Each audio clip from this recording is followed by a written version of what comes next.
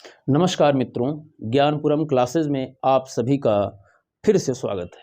मित्रों, पिछली वीडियो को आपने जिस तरीके से स्नेह दिया, सराहा, कमेंट किया और सब्सक्राइब किया, लाइक किया, उसके लिए मैं तहे दिल से आप सभी लोगों का स्वागत करता हूं और धन्यवाद देता हूं। मित्रों, आप सभी लोगों ने पिछले वीडियो में हमारे पढ़ा ध्वनि, वर्ण और अक्षर। उसमें ध्वनि क्या होती है, वर्ण क्या होते हैं और अक्षर क्या होते हैं, इससे संबंधित जो प्रश्न अब महत्वपूर्ण हैं। वैसे प्रश्नों की श्रृंखला बहुत लंबी मिल गई थी हमें कि ये कहाँ प्रश्न पूछे जा रहे हैं, पहली टॉपिक जो हमारी थी उससे संबंधित, लेकिन उन प्रश्नों को शॉर्ट में कम मात्रा में दिखाया गया है। कारण है कि लंबा वीडियो ना हो जाए, इसको ध्यान में रखा गया है। तो और हमारे चैनल पर जो मित्र नए जुड़ रहे हैं उनसे एक निवेदन है कि वो हमारे पिछले वीडियो को ज़रूर देखें। उस वीडियो को देखने के बाद चैनल को सब्सक्राइब करें और शेयर करें, जिससे ये जानकारी आपको और अच्छे ढंग से मिल सके। तो मित्रों, आइए हम देखते हैं कि ध्वनि, वर्ण और अक्षर से संबंधित प्रश्न कहाँ कहाँ पूछे जा रहे हैं, इसमें गहराइयाँ क्या क्या हैं, प्रश्नों को हम समझते हैं। आइए देखा जाए। तो हम देखते हैं हिंदी में ध्वनियाँ कितनी प्रकार की होती हैं। बताइएगा, हिंदी में ध्वनियाँ कितनी प्रकार की होती हैं। तो हिंदी में ध्वनियाँ कितनी प्रकार की होती हैं पता है? आप 52 सोच रहे हैं? नहीं, अगर आपसे पूछा जाता हिंदी में ध्वनियाँ कितनी होती हैं, तब आप कहते 52। यहाँ प्रकार पूछ रहा है तो यहाँ आप सोचना है दो। कौन कौन? एक है स्वर ध्वनि यानी स्वर, और दूसरा है व्यंजन। आप ये जानते हैं स्वर किसे कहते हैं? स्वर स्वतंत्र होते हैं, इन्हें उच्चारण करने के लिए, बोलने के लिए किसी दूसरी ध्वनियों की जरूरत नहीं पड़ती, आवश्यकता नहीं पड़ती। व्यंजन वे ध्वनियाँ हैं जिनको उच्चारण करने के लिए, जिनको बोलने के लिए हमें स्वरों की सहायता लेनी पड़ती है। तो इसमें विकल्प क्या होगा? ए वाला होगा 2, यही विकल्प सही होगा। 4 नहीं होगा, 60 नहीं होगा, 8 भी नहीं होगा। ये प्रश्न मित्रों कहाँ पूछा गया है? वीडियो में। और वीडियो की परीक्षा होने वाली भी है 3 महीने 4 महीने, जो भी आपको डेट मिली होगी, ये आप ध्यान देते होंगे, सक्रिय है ना, निश्चित डेट, जो भी चीज़ें। अब यहाँ देखा जाए कि वीडियो 2018 में प्रश्न पूछा गया था, यानी वीडियो का मतलब समझ रहे होंगे, ग्राम विकास अधिकारी जिसे हिंदी में कहा जाता है, इस परीक्षा में पूछा गया था यह प्रश्न। फिर अगला हम देख रहे हैं प्रश्न को, वर्ण किसे कहते हैं। अब वर्ण शब्द है, वर्ण को भी हमने बताया था कि अगर विकल्प हो वर्ण किसे कहा जाता है, अगर ये प्रश्न पूछा जाएगा तो आप क्या बताएंगे? ध्वनि को, शब्द को, छंद को, इनमें से कोई नहीं। ये प्रश्न पूछा गया है बिहार PSI में 2018 में, 2008 में। ये प्रश्न 2008 में और ये प्रश्न 2018 का है, और दोनों किससे रिलेटेड है? ध्वनि से। ये ध्यान देना है, दोनों प्रश्न ध्वनि से संबंधित हैं। अब क्या करना है, यहाँ समझेंगे कैसे। हमने बताया था ध्वनि के लिखित रूप को वर्ण कहते हैं, अर्थात यहाँ पर सबसे निकटतम विकल्प यही है, शब्द होगा नहीं, क्योंकि ध्वनि के बाद वर्ण बनता है, वर्ण के बाद शब्द बनता है, तो ये होगा नहीं, क्योंकि इससे सबसे निकटतम, सबसे पास विकल्प ये सही है। शब्द होगा नहीं, यानी ध्वनि ही होगी इसका विकल्प, अर्थात ए सही होगा। ध्वनि, वर्ण किसे कहते हैं? ध्वनि को कहते हैं, शब्द को नहीं, छंद को नहीं, इनमें से कोई नहीं, ऐसा है नहीं। तो हमें देख लिया कि इसमें पूछा गया है बिहार PSI 2008 में। अगला हम प्रश्न देखते हैं, भाषा की मूल इकाई क्या है। इसको पिछले वीडियो में हमने अच्छे से समझाया था कि भाषा की मूल इकाई क्या है। विकल्प यहाँ ध्यान देना है, संकेत को, वर्णमाला को, अक्षर को, ध्वनि को। तो हमने यहाँ पर देखेंगे 3 शब्द आ गए, ये तो होगा नहीं, ये तो कट गया है, क्योंकि संकेत से कोई मतलब यहाँ नहीं है। भाषा की मूल इकाई, वर्णमाला भी नहीं होगा यहाँ, ये भी कट जाएगा। अब यहाँ आपके लिए प्रश्न बन रहा है अक्षर या ध्वनि में, तो यहाँ सबसे विकल्प सही होगा ध्वनि। क्यों? क्योंकि हमने आपको बताया था कि उच्चारण की दृष्टि से भाषा की सबसे छोटी इकाई ध्वनि है, तो यहाँ पर अक्षर तो होगा नहीं। अक्षर को भी हमने पिछली बार डिफाइन किया था, अक्षर किसे कहते हैं, तो आपका विकल्प यहाँ होगा D, क्या? ध्वनि। और ये पूछा गया है UPSI 2016 में। SI को आप जानते हैं, कहा जाता है अंग्रेजी में सब इंस्पेक्टर। हिंदी में कई बार कुछ लोग स्टूडेंट प्रश्न करते हैं कि हिंदी में क्या कहा जाएगा, तो कई बार कुछ कोचिंग पर बैनर गलत लिखे होते हैं, लिखा रहता है दरोगा, जबकि ये शब्द नहीं बनेगा, ऐसा होना चाहिए दारोगा। ये ध्यान दीजिएगा, शब्द बनेगा। यहाँ पर आपको ये शब्द को ध्यान देना है, ये दारोगा शब्द है जो फारसी भाषा का शब्द है, ध्यान देना है, फारसी भाषा का शब्द है दारोगा। इसी का मतलब है ये SI जिसे आप कह रहे हैं, ठीक।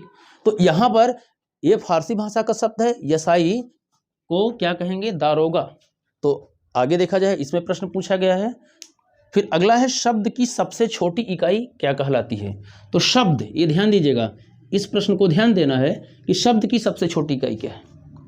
तो शब्द की स्वर, वर्ण, व्यंजन, अयोगवा।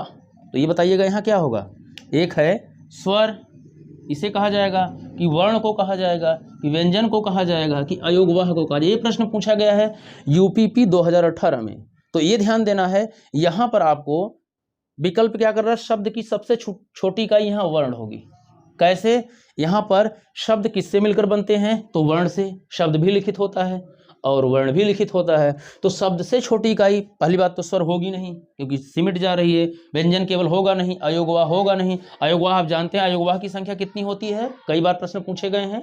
अयोगवाह की संख्या 2 होती है। कौन कौन होते हैं, अब की बार टेट में पूछा गया था ये प्रश्न कि अयोगवाह की संख्या कितनी होती है या कौन कौन होते हैं। तो अयोगवाह में आपका एक आता जिसे आप अंग कहते हैं और एक अह कहते हैं। तो ये इसको अनुस्वार कहते हैं और इसको विसर्ग कहते हैं। ठीक, तो ये है अयोगवाह। तो ये होंगे नहीं विकल्प में। व्यंजन आप जानते हैं, अभी हमने बताया व्यंजन किसे कहते हैं पहली बार में। तो यहाँ पर आपका ये भी नहीं होगा विकल्प में, यानी ये भी नहीं होगा। अगला है स्वर, स्वर को भी हमने बताया अभी, तो ये भी नहीं होगा। यहाँ पर वर्ण ही होगी। शब्द की सबसे छोटी इकाई क्या कहलाएगी, वर्ण। और किसमें पूछा गया, यूपीपी 2018 में। आगे देखते हैं, भाषा की सबसे छोटी इकाई कौन सी है। ये बीएड में पूछा गया है। मित्रों, बीएड की भी परीक्षा होने वाली है, वीडियो की भी परीक्षा होने वाली है, तो ये ध्यान देना है। इन सबको ध्यान में रखते हुए एपीओ की भी बातें चल रही हैं और पुलिस की बातें चली रही हैं कुछ जगह। तो अब समझें, भाषा की सबसे छोटी इकाई कौन सी है। अगर अब यहाँ पूछा जाएगा तो यहाँ देखिएगा, शब्द की सबसे छोटी इकाई, भाषा की सबसे छोटी इकाई, भाषा की मूल इकाई। प्रश्न को ध्यान देना है, नहीं तो प्रश्न आते हुए चले जाएंगे। अब देखना यहाँ विकल्प, यहाँ भी कहा गया भाषा की मूल इकाई और यहाँ कहा गया है भाषा की सबसे छोटी इकाई, यहाँ भाषा की सबसे मतलब मूल इकाई। तो यहाँ पर देखिए विकल्प क्या कर रहा है। शब्द, ये एकदम नहीं होगा ना। व्यंजन, ये भी नहीं होगा। स्वर, ये भी नहीं होगा। वर्ण, अब देखिए यहाँ ध्वनि नहीं दिया है, तो आपके लिए डाउट नहीं है, ध्वनि मिल नहीं रही है, इसलिए यहाँ पर वर्ण टिक हो जाएगा बहुत आसानी से। वर्ण को आप सही कर सकते हैं। तो देखेंगे यहाँ पूछा गया है, ये प्रश्न बीएड और टीजीटी 2009 में भी पूछा गया है। तो इस तरीके से हम देख रहे हैं कि हिंदी में ध्वनि, वर्ण और अक्षर की महत्ता क्या है, इससे प्रश्न कैसे पूछे जा रहे हैं, और जिससे आपके प्रश्न गलत ना हो सकें, आप ज़्यादा से ज़्यादा प्रश्नों को समझ सकें और सही उत्तर दे सकें, जिससे आपका सिलेक्शन सुनिश्चित हो सके। तो मित्रों, उसी को केंद्र में बनाकर आपको एक प्रश्नों की श्रृंखला तैयार की गई है, जो विभिन्न परीक्षाओं में पूछे गए हैं, जो हमने आपको विगत वीडियो में बताया था। ध्वनि, वर्ण और अक्षर, उसी से। तो आइए हम देख रहे हैं अगले प्रश्न को। अगला प्रश्न है प्रश्न संख्या 6, वर्ण शब्द का अर्थ नहीं होता। मित्रों, पिछली बार हमने वर्ण को बताया था, वर्ण एक अनेकार्थी शब्द है, तो वर्ण का अर्थ क्या नहीं होता है। अगर वर्ण के विभिन्न अर्थ देखना है तो पिछली वीडियो को देखें आप। तो देखिए क्या कहा जा रहा है, वर्ण का अर्थ रंग होता है, यानी रंग भी होता है। वर्ण माने जाति भी होती है, वर्ण से तात्पर्य अक्षर से भी होता है। तो वर्ण एक अनेकार्थी शब्द है, वर्ण से तात्पर्य आकाश नहीं होता। तो ये विकल्प यहाँ नहीं पूछा है, इसके वजह से नहीं जो नहीं होता उसमें आकाश आएगा, यानी वर्ण शब्द का अर्थ जो है आकाश नहीं होता। ये पूछा गया राजस्थान टेट 2011 में। तो आगे देखते हैं, अगला प्रश्न है, ये पूछा अगला प्रश्न है हरियाणा टेट 2015 में क्या पूछा जा रहा है। अनस्वर शब्द के लिए एक वाक्य है। अनस्वर शब्द हमने बताया था, अक्षर भी अनेकार्थी शब्द है, इसका एक अर्थ हमने अनस्वर बताया था। अनस्वर का मतलब जो नष्ट ना हो, ये हमने पिछली वीडियो में बताया था। देखिए विकल्प इसमें कहाँ कहीं मिल रहा है, नष्ट ना होने वाला, यही होगा यहाँ पर, नष्ट ना होने वाला, ये विकल्प यहाँ सही होगा, यानी विकल्प नंबर सी यहाँ पर सही होगा। इसका विकल्प अनस्वर शब्द के लिए एक वाक्य क्या है। अब देख लेते और से क्या तात्पर्य है। नष्ट होने वाला, इसका मतलब जो नष्ट हो जाए उसको कहा जाएगा नस्वर। ईश्वर को ना मानने वाला, यानी आप जानते हैं नास्तिक। और जो इंद्रियों के द्वारा ना जाना जा सके, इसे कहा जाए अगोचर। अगोचर, तो इसका तात्पर्य आप जान गए होंगे। इस प्रश्न का उत्तर कौन सा सही होगा, सी। अब इसलिए ऐसे प्रश्न को कलेक्ट किया गया यहाँ पर कि वो अक्षर का एक अर्थ अनश्वर होता है, उसी से संबंधित ये प्रश्न था, इसलिए ध्वनि, वर्ण और अक्षर से संबंधित जितने प्रश्न हो रहे हैं उसको यहाँ पर कलेक्ट किया जा रहा है और आपको बताया जा रहा है। अगला है भाषा की सबसे छोटी इकाई। पिछली बार हमने पढ़ा था, एक प्रश्न और था, लेकिन उसके विकल्प दूसरे हैं, यहाँ पर दूसरे हैं। और ये पूछा गया SSC क्लर्क यानी अमीन में और नवोदय विद्यालय 2014 में भी पूछा गया है प्रश्न। क्या है?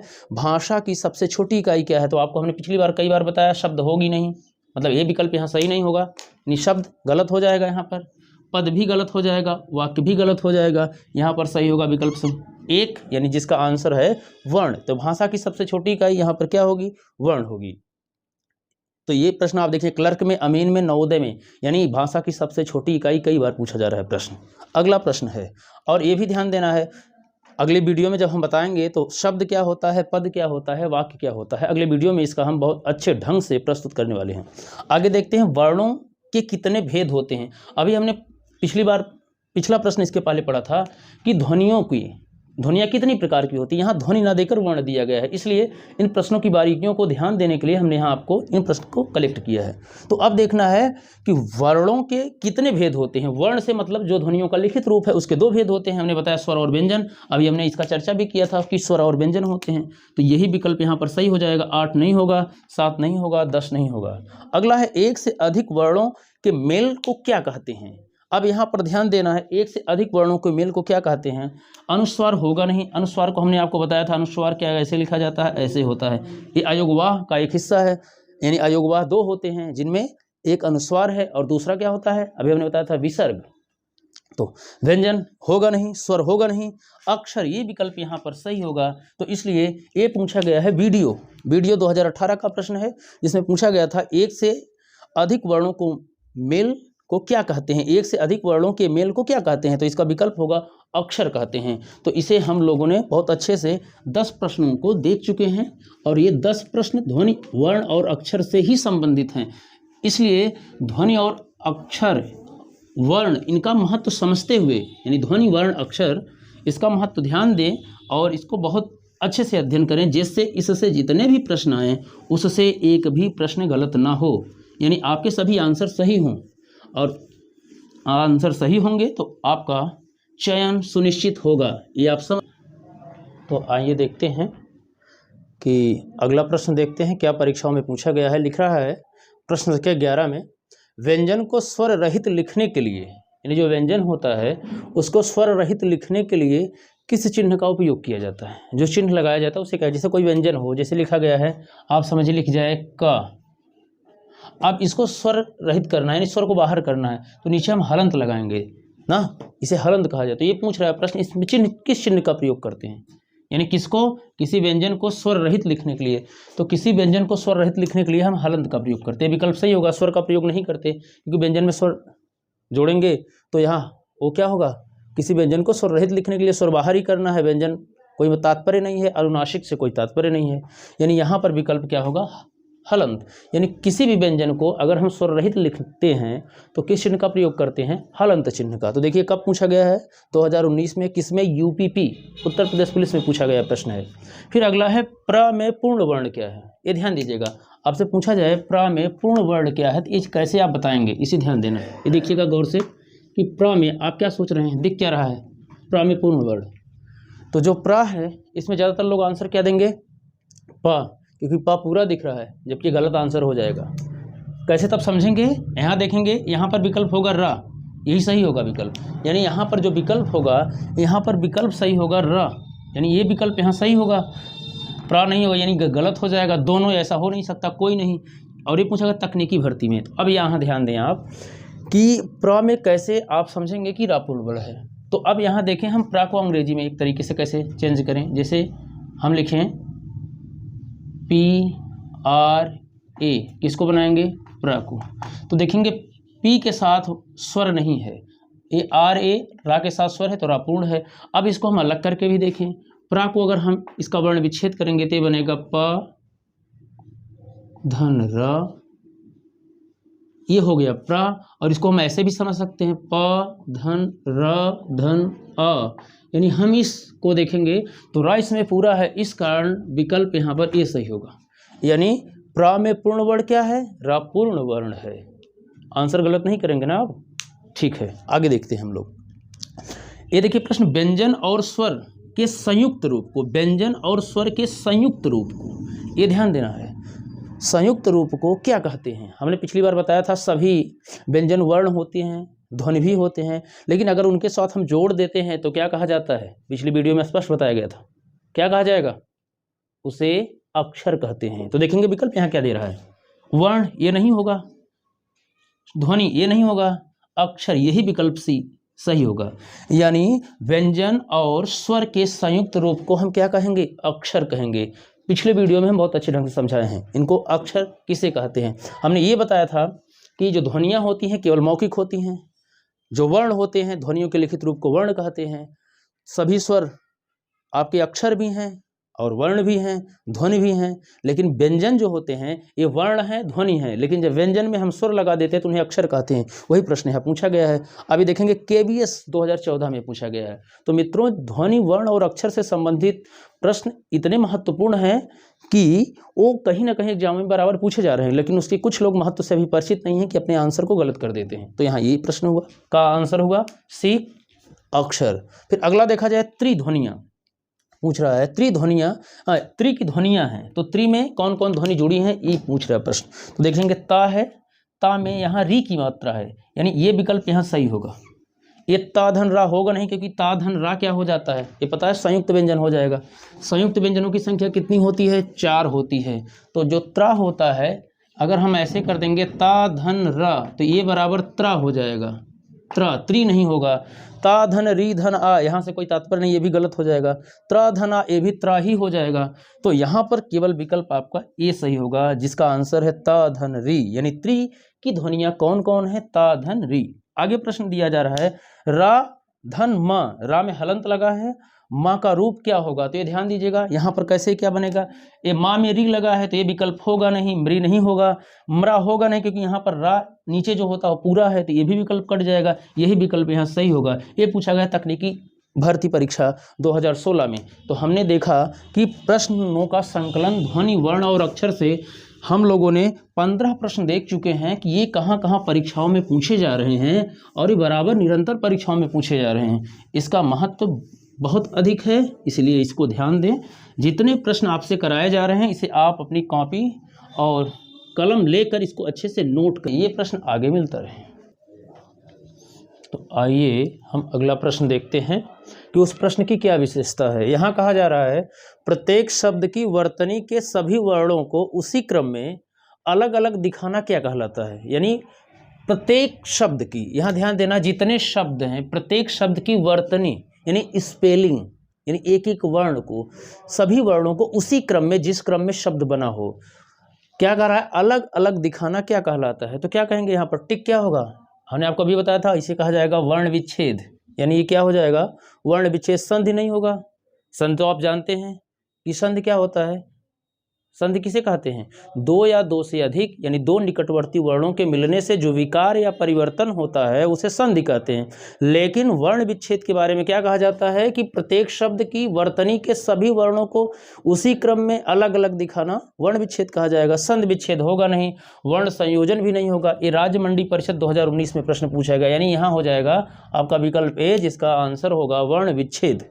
फिर आगे हम देख रहे हैं अगला प्रश्न क्या कह रहा है, उद्यान का वर्ण विच्छेद, यानी वर्ण विच्छेद हम आपको करना पिछले वीडियो में भी बताए हैं, अब भी यहाँ भी थोड़ा बता रहे हैं आपको वर्ण विच्छेद कैसे किया जाता है। आप जानते हैं उद्यान लिखा गया है, उद्यान ये प्राचीन भाषा में विद्या बना, ध्यान देना है, ये ऐसे लिखा जैसे हम विद्यालय कहते हैं, विद्यालय में द और या इस ढंग से होता है ना, द और या, इसी को हम वर्तमान में ऐसे लेकर चलते हैं, द और या, यानी ये द और या मिलकर दया बनते हैं, यानी या इसमें पूर्ण है। तो अगर अब उद्यान पूछा जाए तो उद्यान को क्या कैसे लिखेंगे? उद्यान को आप पहले आप स्टैंडर्ड लैंग्वेज में, मानक वर्तनी में अलग अलग अगर हम ऐसे लिख दें उद्यान, तो इसको हम अलग करें, देखिए कैसे बन रहा है। तो सबसे पहले जानते हैं स्वर को जो तोड़ दे रहे हैं, तो स्वर को अलग करें तो बनेगा ऊ, ठीक। ये द है तो यहाँ प्लस लगाएं, द में हलंत आ जाएगा, या है, या में कौन सा क्या छुपा हुआ है? दीर्घ आ छुपा हुआ है, तो आ हो गया। इधर ना है तो ना हमने कर लिया, और ना में क्या छुपा हुआ है? आ है, यानी इसका रूप यही हो गया। अब इसमें देखें विकल्प क्या टैली कर रहा है, ऊ मिल गया। द यहाँ देखिए हलंत लगना चाहिए था, यहाँ हलंत नहीं लगा है, इससे तात्पर्य विकल्प सही नहीं होगा, इसे ध्यान देना है। इस विकल्प में क्या होगा? वो आंसर सही नहीं आएगा। इस विकल्प में या, यानी एक कट गया विकल्प। अगला है देखिए ऊ, ठीक है, दा में हलंत है, सही है। या में हलंत है, ठीक है। यहाँ बड़ा आना चाहिए क्योंकि या में बड़ा आ है, यहाँ छोटा, यानी ए विकल्प भी कट गया, यानी ए भी नहीं होगा, ये समझ रहे हैं। अगला विकल्प देखा जाए, उ है यानी सही मिल गया। फिर द है, दा में हलंत है तो यहाँ भी हलंत है। या है, इसमें हलंत है तो इसमें यहाँ भी हलंत है। आ है, अब देखिए यहाँ बड़ा आ मिल गया। ना है, इसके बाद आ है, ना, यानी ए विकल्प आपका यही सही होगा, यानी विकल्प सी सही होगा। क्या उद्यान का वर्ण विच्छेद क्या होगा? उ द य बड़ा आ ना आ, और कहाँ कहाँ हलंत है? दा में, या में, ना में। और इसको तो मिलेगा ही नहीं क्योंकि सबसे पहले प्रारंभ आ से कर दिया तो ये भी गलत हो जाएगा। ये तकनीकी भर्ती परीक्षा 2016 में पूछा गया प्रश्न है, तो इसका मतलब ये भी विकल्प समझ गए होंगे, वर्ण विच्छेद। फिर आगे देख रहे हैं, भाषा में अर्थ की सबसे छोटी इकाई। हमने सबसे छोटी इकाई को बताया था, बहुत बार प्रश्न पूछा गया है। यहाँ प्रश्न का विकल्प बदला गया है, आपको यहाँ स्वनिम को ध्यान देना पड़ेगा। यहाँ भाषा की सबसे छोटी इकाई के रूप में अगर आपसे कहा जाएगा तो भाषा में अर्थ की सबसे छोटी इकाई स्वनिम होगी, यही विकल्प ए सही होगा। संकेत प्रयोग होगा नहीं, वाक्य होगा नहीं, रूपिम होगा नहीं, यानी ये सीटेट नवंबर 2012 का प्रश्न है, यानी इसमें कौन सा विकल्प होगा? स्वनिम। अगला देखा जाए, ये प्रश्न सीटेट 2013 में पूछा गया, ये पूछ रहा है इसमें था फ चा ध्वनियां हैं, तो यहाँ भी क्या विकल्प होगा? स्वनिम होगा, रूपिम नहीं होगा, लेखिम नहीं होगा, शब्दिम नहीं होगा। तो आइए प्रश्न संख्या 20 देखते हैं, इसमें क्या कहा जा रहा है।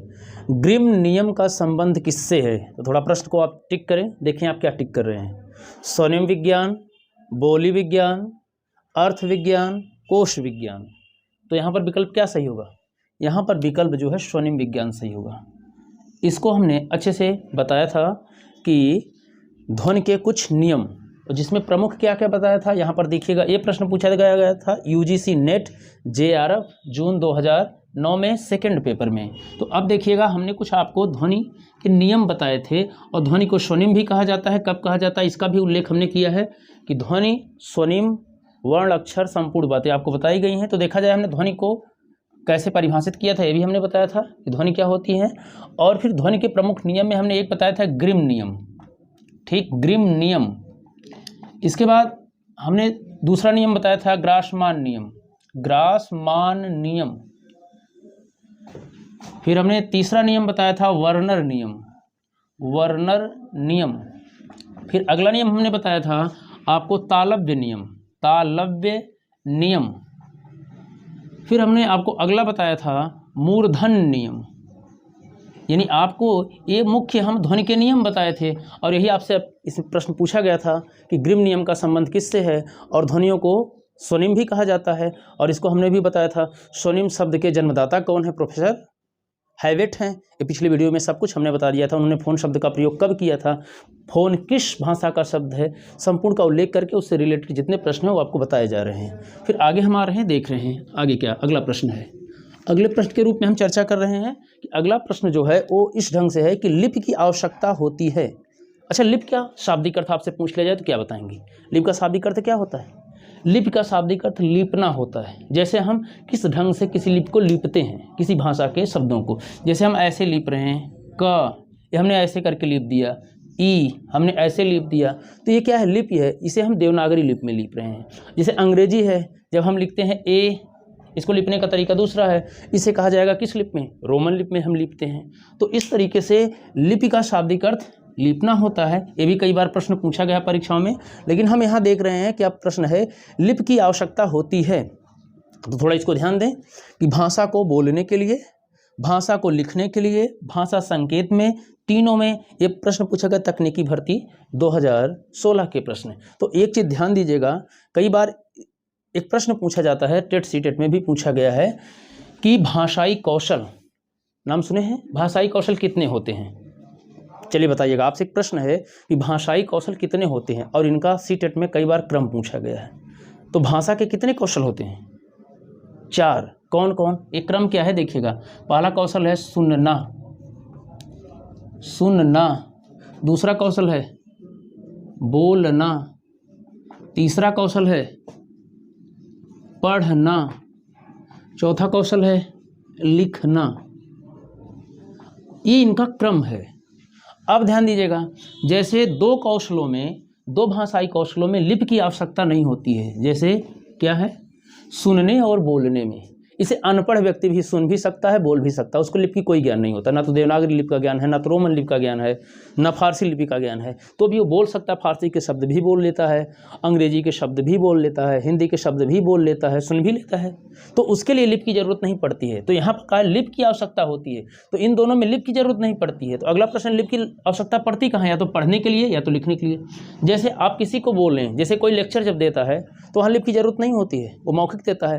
तो अगर पढ़ते हैं, जैसे हम लिख दें कलम, अब देखिए अगर हम ऐसे आपके सामने बोलें कलम कलम, तो जानते हैं हम क्या कर रहे हैं, बोल रहे हैं, तो इसमें लिपि की जरूरत नहीं हुई। जब हमको पता नहीं, हम इसको देख कर पढ़ें ऐसे कलम, तो यहाँ लिपि की जरूरत पड़ रही है, और जब हम इसे लिखेंगे तो भी लिपि की जरूरत पड़ेगी। तो यहाँ लिपि की आवश्यकता होती है, तो भाषा को बोलने के लिए नहीं, ये कट जाएगा, भाषा को लिखने के लिए यह विकल्प सही होगा, हमने बताया। और यहाँ पर जब पढ़ेंगे तो भी और जब हम लिखेंगे तो भी, जैसे हम कहें आप लिखिए शब्द को कलम है, तो आप लिखेंगे, तो जब कलम लिखेंगे आप, मान लीजिए हिंदी में लिख रहे हैं, तो बिना लिपि के ज्ञान को आप नहीं लिख पाएंगे। इसलिए जो लोग साक्षर होते हैं, अक्षर का जिन्हें ज्ञान होता है, वो कलम लिख लेंगे क्योंकि उन्हें लिपि का ज्ञान है। तो और इससे भी प्रश्न थोड़ा सा सुनना बोलना में, इसमें बताइए इनपुट क्या क्या है। अगर आपसे कहा जाए जो भाषा के 4 कौशल हैं, इसमें इनपुट क्या क्या होते हैं, क्या क्या हैं? इनपुट का मतलब समझते हैं, कंप्यूटर में इनपुट आउटपुट 2 शब्द होते हैं ना, ध्यान दिए कि नहीं कभी? इनपुट और आउटपुट। अच्छा, इनपुट क्या होता है इसे बताइएगा। कंप्यूटर को दी गई सूचना इनपुट, और कंप्यूटर से ली गई सूचना आउटपुट। तो ये बताइए, हमारे ब्रेन यानी हमारे मस्तिष्क से तुलना किससे की जाती है? कंप्यूटर से। तो जिन माध्यमों से, जिनसे हम अपने मस्तिष्क को सूचना देते हैं, जानकारियाँ देते हैं, उसे कहा जाएगा इनपुट। तो हम जानकारियाँ कैसे देते हैं? या तो किसी के माध्यम से हम सुनते हैं, तो जैसे हम पढ़ा रहे हैं, आप सुन रहे हैं, तो आपके ब्रेन को एक सूचना जा रही है ना, आपके ब्रेन को, यानी आपका जो कंप्यूटर है, ब्रेन है, उसमें सूचना जा रही है, तो ये क्या हो जाएगा? ये इनपुट हो जाएगा। फिर अगर मान लीजिए कोई पढ़े, जैसे पुस्तक पढ़ रहा है, तो भी उसके कंप्यूटर को, मतलब ब्रेन को सूचना जाती है। तो सुनना और पढ़ना, ये दोनों क्या हैं? इनपुट हैं। और आउटपुट क्या है? कंप्यूटर से ली गई सूचना, आउटपुट। जैसे जो हमारे ब्रेन में है, जो चल रहा है, उसको हम बोल दिए तो आउटपुट हो गया। अगर उसको हमने लिख दिया तो भी हमारे ब्रेन में जो चल रहा था वो बाहर निकल गया। इसलिए बोलना और लिखना क्या होता है? आउटपुट होता है। सुनने और बोलने में लिपि की जरूरत नहीं पड़ती है, पढ़ने और लिखने में क्या होता है? लिपि की आवश्यकता पड़ती है। तो लिपि की आवश्यकता होती है, इसे ध्यान देना है।